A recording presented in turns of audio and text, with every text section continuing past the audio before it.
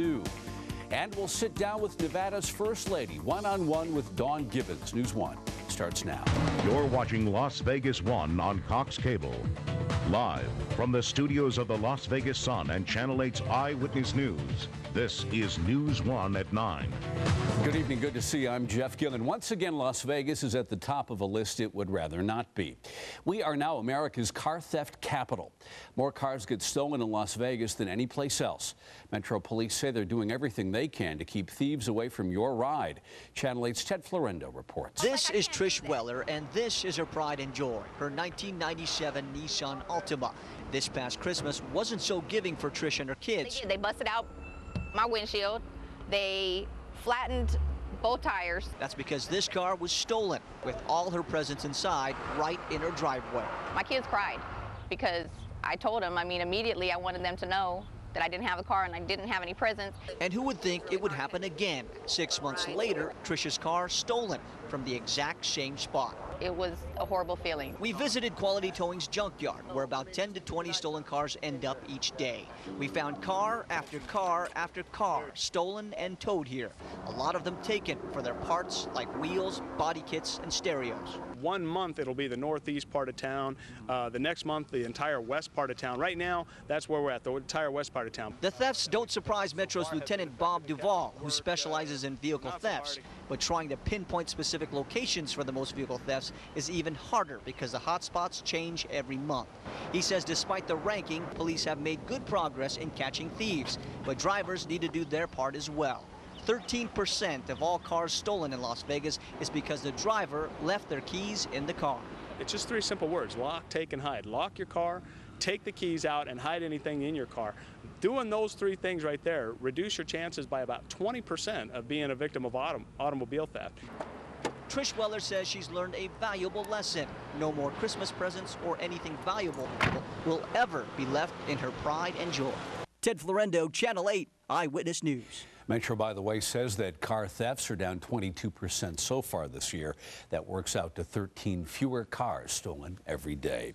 Las Vegas, by the way, is being called one of the worst cities in the world for sex trafficking. That's one of the stories making news around our valley tonight. A new campaign exposing human trafficking is being launched in Las Vegas. Metro has created the Anti-Trafficking League Against Slavery to tackle the problem. Just this weekend in that house, police busted several Las Vegas brothels. That's one of them right there, where women, police say, were being forced to work against their will. A Valley landlord is facing charges tonight, accused of shooting 2 people. Happened early this morning at a home near Lake Mead in Nellis. Police say the landlord and one of his tenants were arguing about the condition of the rental property. The landlord allegedly shot a neighbor who came to see what was going on and then shot the tenant. Both victims are expected to be okay. A group of concerned citizens, pastors, and police called the Safe Village Coalition met with residents in a West Las Vegas neighborhood tonight. The group is speaking out against the recent violence in that area, including the deadly shooting of a woman near Lake Mead and MLK this weekend. The Safe Village Coalition is trying to assure residents that it is safe to speak to police about local crimes. More than 100,000 Nevada children don't have medical insurance, a majority of whom are right here in Clark County.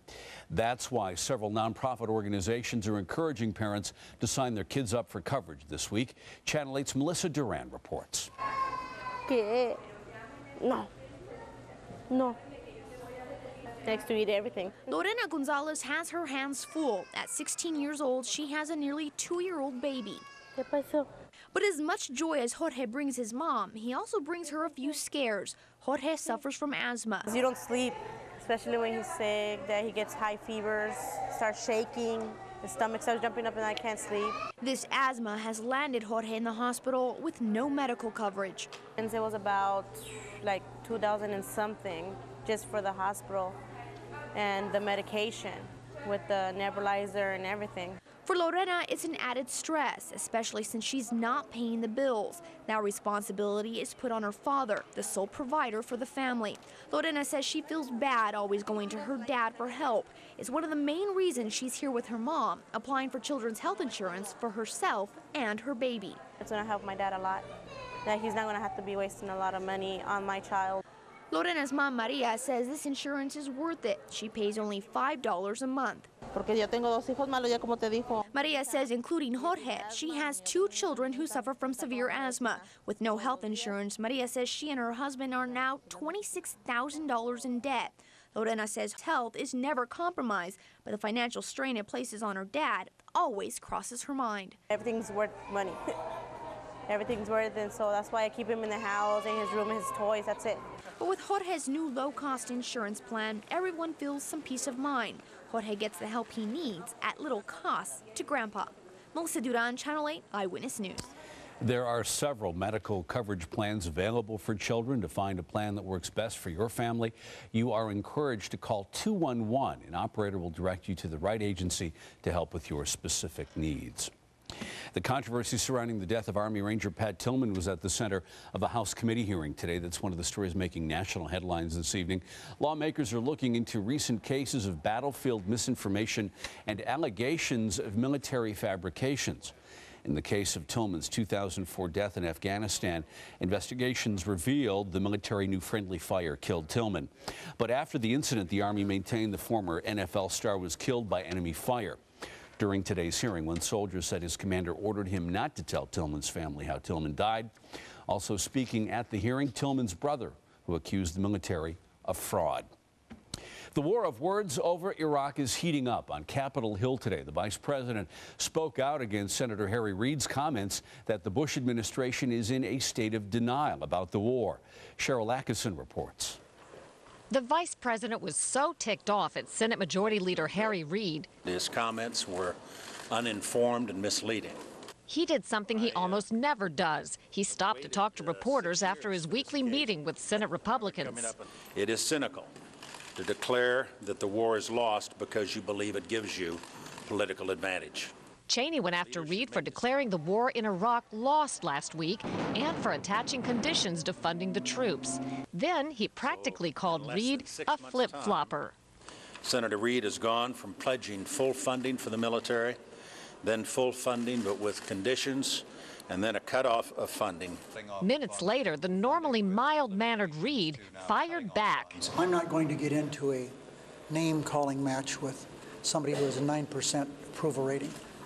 Here's what's behind the timing of the war of words. Congress is about to pass a bill that funds the war, but orders the troops to withdraw in bold defiance of President Bush. He's promised to sling it right back at them with a veto. Cheryl Atkinson, CBS News, Capitol Hill. When we come back tonight, tight dollars mean tough choices for education. We'll get the latest from the state capitol in Carson City. And we'll sit down with Nevada's First Lady, Dawn Gibbons, one-on-one tonight to talk about meth, controversies, and critics. I'm meteorologist Gina Cancelleri. A warmer day today than it was yesterday, and that's going to start the trend of a really warm forecast over the next couple of days, including the evenings. They'll be pretty mild, including tonight. Here's the live look outside right now, thanks to the Mulaski Properties camera. News 1 at 9 is coming right back. Wednesday on Face to Face. She's only been in office 3 months, but is Chris-June Kiliani already establishing herself as the maverick on the Clark County Commission? What has she learned on the job so far? We'll ask County Commissioner Chris-June Kiliani about that and much more. That's all Wednesday on Face to Face.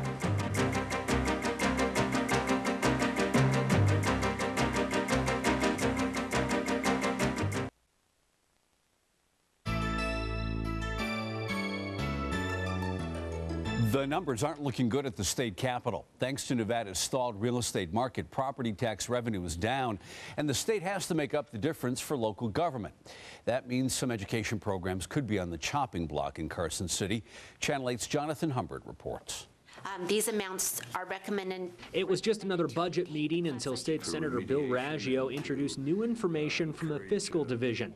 Property tax revenue is down, and some schools aren't going to be able to make ends meet. So if we keep eating away at this for that type of program, there won't be any money available, and we know that we have limited funding this session. Democrats are fuming. Their plan to fund full-day kindergarten may now be dead on arrival. Even funding for the current 9-school pilot program may fall short. Mediocrity in education funding guarantees mediocrity. Speaker of the Assembly Barbara Buckley doesn't blame the lower tax revenue on a slowing housing market. she blames the governor. We think education was put last in this budget, and we're going to fight to improve it. But the problem may actually get worse. When the tax revenue goes down, state law requires lawmakers to make up for the lost money. The state gets hit twice. Senator Dina Titus doesn't want to give up the fight for all-day kindergarten, but she knows its days may be numbered. When the state has to make up the hole for property tax at the local level, that doesn't leave a lot extra that we can invest in education. That's unfortunate. Democrats say the $45 million a year cost will be made up somewhere else. Where, though, they didn't say, meaning the clock is ticking to make full-day kindergarten a reality instead of just another broken promise. Reporting from Carson City, Jonathan Humbert, Channel 8 Eyewitness News. And Channel 8 Eyewitness News is the only local TV station with a full-time reporter covering the 2007 legislature. Watch Jonathan's daily reports on Channel 8 and right here on News 1 at 9. The federal government wants all students randomly tested for illegal drug use. The idea was proposed by the National Deputy Drug Czar in Las Vegas today. Currently, no school system in Nevada tests students for drugs. Dr. Bertha Madras says kids who stay away from drugs do better in life. These kids completed their homework more often. They did better at school. Twice the graduation rates from college. And as adults, much less stealing or selling drugs. The National Drug Policy Alliance, which promotes new drug policies, says it believes random testing is the wrong approach. One drug, by the way, that's devastating Nevada is methamphetamine. We have a higher percentage of people using the drug than any other state in the nation. With its incredible high, meth is incredibly addictive. That's why the governor has appointed a panel to come up with ways to fight the meth epidemic. One person on that panel is First Lady Dawn Gibbons, who says fighting meth is one of her top priorities. I sat down with Mrs. Gibbons yesterday for a wide-ranging interview. We began by talking about meth and its hold on Nevada. Ms. Gibbons, appreciate your time. I want to thank you for coming on News 1. It's a pleasure, and we hope you come back many times. Good to see you here. Thank you. I want to talk about a bunch of things today. Let's begin with meth, because you have really sort of embraced that issue as your own. We rank #1 in the use of the drug. I think that our rate of, according to the report, the preliminary report, we've gone up 58% in addiction from 95 to 2005. Horrible numbers. Why is it so important to you? Talk to me about why you've really taken this on. Well, it affects everyone. It affects the workforce, it affects the hotel industry, it affects your industry. In fact, most people now are doing drug tests, and people that they never thought were ready to hire came across and aced the interview, and they gave the drug test and it came up meth. We're hearing this all the time. But most importantly is we want a healthy Nevada, and the best thing we can do right now is to get out efforts to prevent someone from ever taking meth, because it's very difficult to get off. What kind of toll do you see this? I mean, I mentioned some of the numbers here, but what kind of toll do you see this drug taking on Nevada? Well, we can lose an entire generation if we're not careful, because that's how prevalent it is and that's how dangerous a drug it is, and it's destroying families. And meth, of course, as you know, changes the dopamine level. Well, if you use meth the first time, they say 1,050 to anywhere 1,500. Well, eating is a pleasure, 150, and the greatest relationship you could have with your spouse or significant other behind closed doors, I don't want to hear about it so I don't get jealous, that's 200. And methamphetamine, 1,050 minimum the first time. And so they're always chasing that high. Well, what happens eventually is no longer is eating pleasurable, no longer is normal sexual relationships pleasurable. And oftentimes these people on meth go to pornography, then child pornography, and then they become sexual predator. And Lovelock Prison is full of people that were on meth. Right, right. I know that the final report of the meth working group, which you are on, is due next December. The group has been really charged with coming up with sort of a comprehensive strategy for the state of Nevada. In your opinion, First Lady, what has to be in that final report? I mean, what kind of solutions have to be in that report to really make sense? Well, in that report, first of all, is prevention efforts, and that's why we're working with your station and all the other ones. May 30th, you're going to have a roadblock where everybody watches the same program, Crystal Darkness is what it's called. And we have a sheriff in there who, he thought his daughter, he'd raised her and she was on her way, she had a good job. And right under his very nose, she started on meth, and he ended up having to arrest her. So we want to make people aware and to watch their kids. First of all, our students, there's been studies come out. It used to be that students got their values from their family, from their school, and from their churches. That's no longer the case. Students get their values now from their peers and from music. So it's incumbent upon us, especially as parents and educators and elected officials or leaders in the community, to pay attention to what's going on.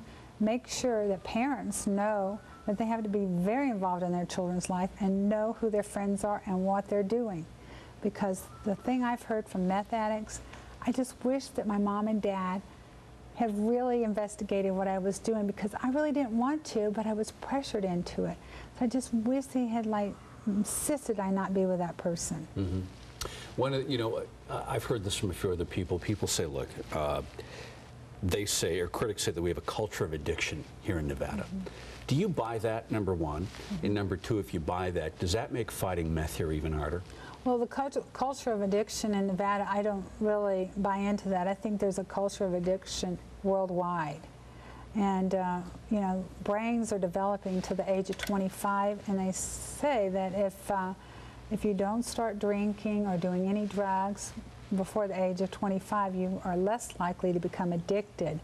So we need to make sure we keep those minds clean and sober, and so that they have a better chance of not becoming addicted. I know that the governor's budget has about $17 million in it to fight meth. $5 million of that replaces federal money, which is expiring, so you've got $12 million there. Is that enough, do you think, to make a dent in this? There's not enough money in the entire state budget to fight meth effectively, because it's coming here in droves. It's very dangerous. The Mexican drug cartel are bringing it through. They change their people every couple of months, so it's very hard for law enforcement to keep track of them. And the numbers have spiked because it's such a pure methamphetamine. No longer is it so much the stuff manufactured in the homes or trailers or whatever. It is pure meth. I mean, as I understand you could spend the entire state budget and probably still not do this. That's how bad it is, because people have gone through treatment centers 9, 10, 11, 12 times. Sure. Have you told your husband, look, even this $17 million you're putting in this just isn't enough, give me more? Well, you know what? That's the problem with state government. It's only, you have to work in people's means. Right. These are taxpayer dollars. Law enforcement needs money. We need money in prevention. And we also need treatment. But that is such a huge problem. I don't know how much money it would take. Right. We don't know. You mentioned the Mexican drug cartels. Can this state fight? What they do is they're sending up pseudoephedrine up into this country, which is a key component into meth. Can this state fight this? I mean, is this really part of a federal problem, really? What can Nevada do? Well, there are these X-ray machines. I know that Speaker Perkins was testifying on a bill that I found quite interesting, where they could close off certain highways, and we could perhaps contain it somewhat. Of course, they can always walk over or fly over, so that's not ironclad either. But I think it gets right down to the basics of the family, and letting parents know. That's why I'm so excited that you're doing the roadblock in Las Vegas, because the more people that know and pay attention, and it may be that we want to do a 501c3 and start doing an advertising campaign that continues, because it's that bad. My conversation with the First Lady continues when we come back tonight. Dawn Gibbons on her controversial consulting contract and the criticism facing her husband and his administration. Stay with us. Your news and weather an hour earlier. News 1 at 9. Southern Nevada's only 9 p.m. newscast on Las Vegas 1 Cable Channel 19.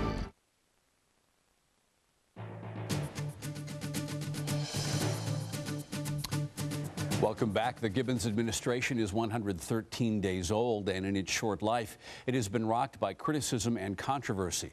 So too has the First Lady when it was recently revealed that she was a paid consultant for a Nevada contractor trying to win government business.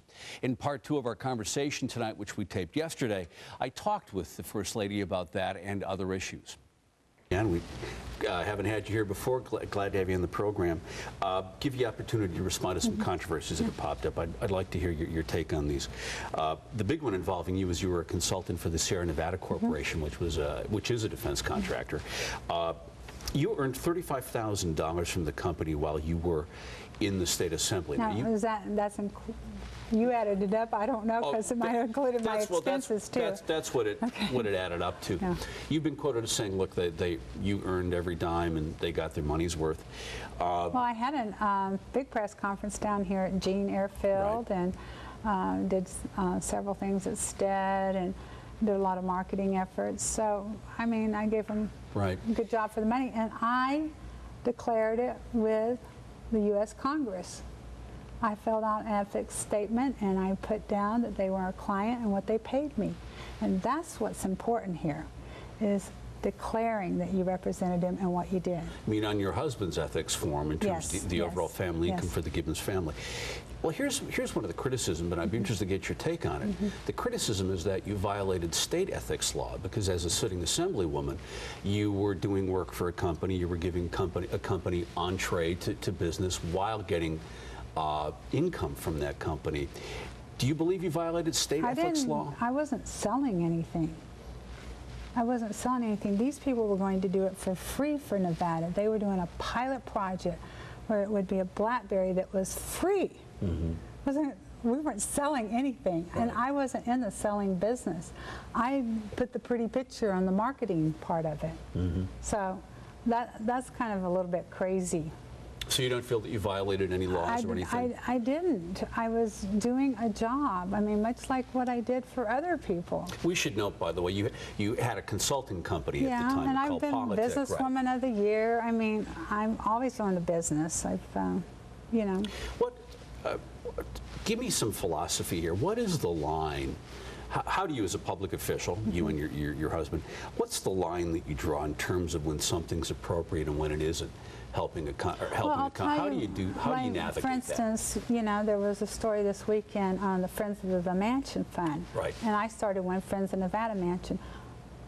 I went to state purchasing. Everything that we bought from the Friends of the Nevada Mansion, I made state property.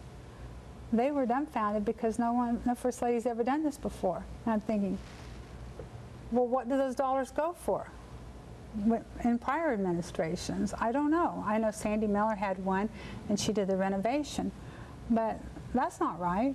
You know, it's for the mansion. It should benefit the mansion. It should become state property, and there should be a declaration of that. So everything I've ever bought, I call state purchasing, make sure they make it Nevada property. The FBI is looking into the relationship that your husband had as a congressman with eTrepid, a Reno-based software company.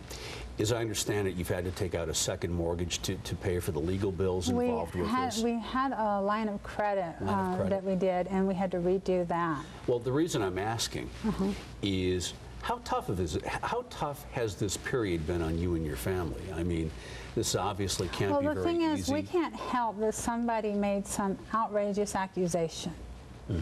And, I mean, the guy has made several accusations. First one, you know, that Mr. Trapp gave my husband $450,000 in casino chips and cash in the Bahamas. Well, they live 5 minutes away from us in Reno. I mean, why would we go to a foreign, you know, it's just so ridiculous. But, you know, then he's changed it to $100,000. There's been different stories. Well, when somebody makes an accusation, it needs to be investigated. Let them investigate. That's the proper course. You know, we just have to do and abide what we need to do and do the right thing. How do you view your critics during this first few months of the Gibbons administration? I mean, what do you make of all the criticism? I don't really think it's criticism. You know, if you look at the TV, you could say something was black and it could be white. And if I said, no, it's white, you know, you can make an argument. I think it's just the way it is. And there's some unfortunate things about it, but in politics, I mean, I read this book about Abraham Lincoln, and they practically crucified the guy. Well, I mean, look, Jesus Christ, he was a perfect person, and they did crucify him, okay? It's just a way of the world, you know? People want to pick on other people. It doesn't matter if you're in a high position or you're a low position. When, you know, I was at the school today, you know, and I heard from this little kid telling me about, you know, some kid saying something ugly to him. You know, it's at the lowest level. So you just have to be a brave soldier to live this life. And you do, you know, we're in a wonderful opportunity to make a difference for people. And I think, I even told my mom, I go, Mom, I just can't believe there's all this stuff. And she says, you know what? You're in a position to do good, and you do the good work for the people of Nevada. That's what they expect. And you have this opportunity, and just go for it. What do you make of this talk? I mean, you are in politics, you've been in politics, you've been in the state assembly. What do you make of this talk, First Lady, of a recall? I mean, do you think the Democrats are, A, trying to drive your husband out of office? They talked about a recall under Kenny Gwynn. You know what? People will do whatever they want to do. Jim is governor, and he needs to do the best job as governor to represent the people. The people deserve it. They voted for him. He's serving with honor, and you know, he will continue to do his job. You just can't let people get you off course. Right. People want to do that. You know, it's in business, it's in the school district, it's in medicine, it's in politics. And you know what? You just stay focused. You run your race with your blinders on, and it's a great opportunity to be governor. It's wonderful to be First Lady. I had no idea how much a difference I could make, because people want you for things. It's like the methamphetamine. All the TV stations agreed to do a roadblock. That's incredible. I was going to ask you, what do you like about being First Lady? What I like about being First Lady is being with people. I don't have the pressure of the job. You know, for the most part, reporters are pretty nice to me. I mean, you know, I'm not elected, so, you know, I get the job because I'm married to the governor. But I love people, and people have embraced me. Even with the Hispanic community has been very good. We spent time here on Saturday with immunizations and making sure people were getting their shots for their kids by the age of 2 years old. And, you know, if you give, then people give back. And that's what's so rewarding, because I feel the people that respect me, and they're glad that I took an interest in them and take the time. I'm in Las Vegas 3 or 4 times a week. And I love Las Vegas. Who wouldn't love Las Vegas? I mean, it's got everything here, even New York or Paris. It does. But I think the people are still like a small town in Las Vegas, and they measure you by the person that you are. And I read a book about Nevada before I came here, because I came in '74 from Atlanta, Georgia, with $500 in a suitcase, so it wasn't easy. But I read a book about Nevada before I came, and it said, Nevadans live by the code of the Old West. The less questions a man asks, the longer they live. And I thought that just kind of sums up what I have seen in Nevadans. You know, they're kind of a little bit cowboys, even in Las Vegas. They live their lives, they want to mind their own business, and they want other people minding their own. And I think they measure you. They don't care, like in Georgia, if your roots went to the Red Hill Clays of Georgia. They care about what you are on your face. How are you with me? How am I with you? How do you, getting back to politics quickly, how do you rate the first few months of your husband's administration? I mean, do you at night sit and go, gee, Jim, you did this right, you did that wrong? I mean, what are you thinking? Well, or you did that great, or whatever.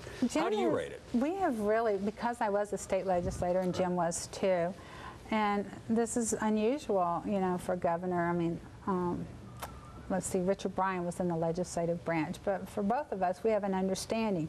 And the legislature is important. And we have opened up the mansion and had him over on a regular basis, because when I was a legislator, I never got to go to dinner at the mansion, or I never got people to show me all around and show me all the rooms. And I wanted it to be special, and I wanted them to know that they're special, and so did Jim. So we've tried to have that door open for these folks to come in. We host a lunch for the leadership. We have legislators in. We've had people spend the night because we want them to have the mansion experience, but we also want to connect because while we may be on different sides of the aisle, it's the people of Nevada that want to be served and must be served, and we need to find consensus that will help bring about the best legislation that the governor can execute. How do you, when you look at the first few months of the administration, do you think it's been from a political standpoint, do you think it's been a rocky few months? Do you think that there need to be some staff changes? No, a lot of people criticize about the staff because they can. And I'll tell you, my husband's honest. Nobody controls Jim Gibbons. He's not a puppet.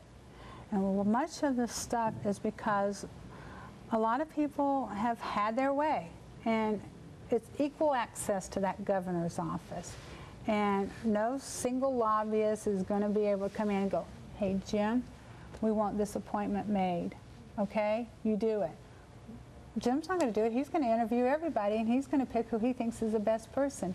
That kind of independence is really hard to get. That kind of independence you pay a price for, because a lot of people make a lot of money off getting things done in state government, and that's wrong. And we got a governor that's honest, that gives everybody a fair shake, and you know what? He's paid a big price for it. Final question. What do you want to accomplish as First Lady? I mean, at the end of your experience in the governor's mansion, at the end of your experience serving Nevada, how do you want Dawn Gibbons to be remembered? Well, I want Dawn Gibbons to be remembered as a kind and compassionate person that used the time as she was First Lady making a difference. I want the mansion to remain a beautiful memory for people. I want to have a tradition where, you know, once we have certain things in place, that it's recorded and that people know that this picture was hanging in the Gibbons administration, Laxalt administration. First families can come and go, but the property that's in the mansion or those purchases must always stay with the citizens, and then the first families can pick and choose what they want. I'm looking at, you know, a couple of pieces of art from Nevada artists. They're not expensive, and I would like to purchase that from the Friends of the Nevada Mansion Fund that I set up. But when I purchase it, it will become state property and so recorded, and if it's not used in the mansion, then it will go to the museum, because that is for the people of Nevada. I'd also like to be known for doing all I can to make sure that we make meth, people aware of meth, but also make sure that nobody tries meth, because it's very difficult to get people off of it, and I don't want us to be #1 anymore. I'd like us to be #1 in a lot of other areas, but not methamphetamine. And my other cause, of course, is autism, because the numbers have risen, and I've had read studies in New York where the numbers are even going to be more prevalent. Mrs. Gibbons, we're out of time. I want to thank you very much for joining us. Thank you for having me. I appreciate that. My pleasure. Thank you. And that is my conversation taped yesterday with First Lady Dawn Gibbons. Right now, let's get a check of our forecast. Meteorologist Gina Cancelleri is standing by tonight. Hey, Gina. Jeff, today we were 10 degrees warmer than we were yesterday. High temperature, normal for this time of year. We reached 81 degrees at McCarran. Low temperature right on target as well. Started off the morning at 55. Records down at the bottom, those are going to stay in place. But as we head through the next couple of days, we will warm up, maybe approaching record heat. All thanks to one area of high pressure that is sitting over the valley and will stay there as we head through the upcoming week. Elsewhere, severe weather breakout happening in the Plain States right now, continuing to move off now into the Tennessee Valley. Still, we have some tornado watches in effect for parts of Texas, so be aware of that if you are traveling to that part of the country tonight. For us tonight, clear and mild, a light steady breeze, low temperature of 60 degrees, and as we head through the day tomorrow, even warmer, a lot of sunshine. Expect maybe the mid to upper 80s for highs tomorrow. Air quality will be good for dust, for ozone, and for carbon monoxide as we head through the day tomorrow. And again, that marks the start of the warm-up. Maybe a few passing clouds as we head through Wednesday night, Thursday and Friday, when temperatures warm up to the 90s. That's going to take us through the weekend, too, and even the beginning of next week. Jeff? Gina, thank you very much. The investigation into the pet food recall is expanding as the FDA looks into ingredients now in human food and trying to read your dog's mind by looking at his tail. We'll be right back. News 1 at 9 with Jeff Gillan, the Valley's only 9 p.m. newscast. You're watching Las Vegas 1 on Cox Cable. Live from the studios of the Las Vegas Sun and Channel 8's Eyewitness News, this is News 1 at 9. Welcome back. Here's a look at tonight's top stories. Las Vegas #1 when it comes to auto theft. That's according to the National Insurance Crime Bureau. Part of the reason is blamed on a growing number of residents and lots of unguarded parking lots at malls and apartments. A new Las Vegas campaign looks to expose the growing business of human trafficking. Metro has created the Anti-Trafficking League Against Slavery to tackle the problem. Just this weekend, police busted several local brothels where women were being forced to work against their will. Vice President Dick Cheney and Senate Majority Leader Harry Reid are exchanging heated words in the battle over Iraq funding. On Capitol Hill today, Mr. Cheney spoke out against Mr. Reid's comments that the Bush administration is in a state of denial about the war in Iraq. Last week, Reid said the war in Iraq was lost. The House and Senate have both passed legislation that includes a date for pulling out troops, something the president has promised to veto.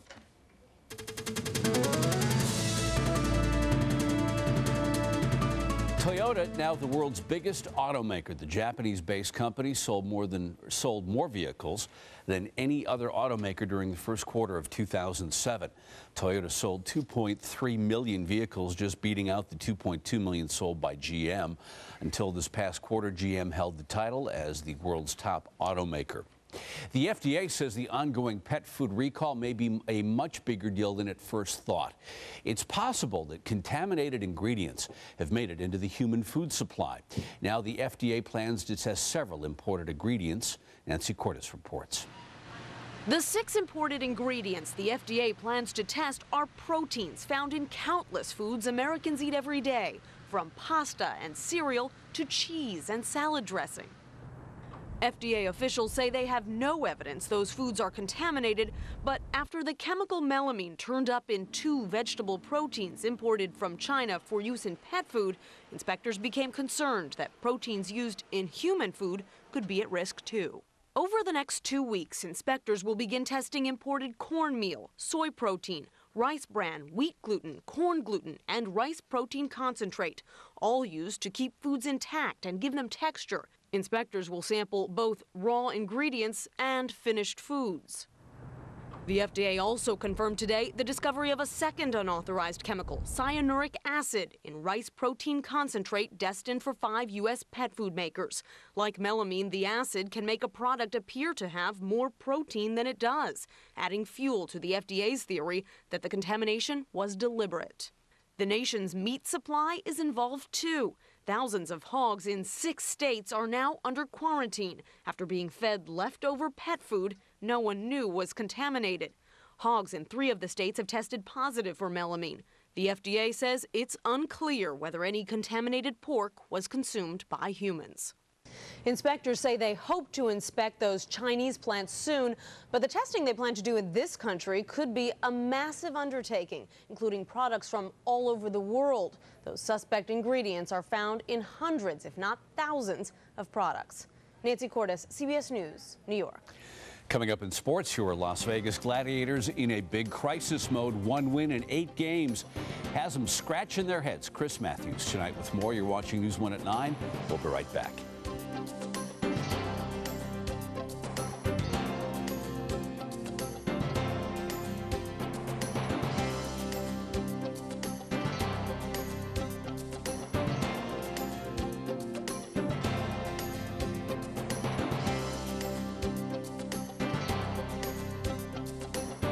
News 1 at 9 with Jeff Gillan, the Valley's only 9 p.m. newscast. News 1 at 9 with Jeff Gillan, the Valley's only 9 p.m. newscast.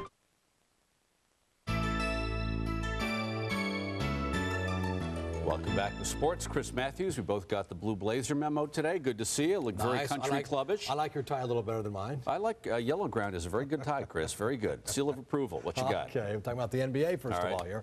Miami Heat, well, 2 games away from spending their summer on South Beach, and the Bulls would like nothing better, huh? Game 2 from Chicago. Defending NBA champs in trouble. Chicago comes out firing, hitting 55% from the field. Ben Gordon hit some big threes in the third.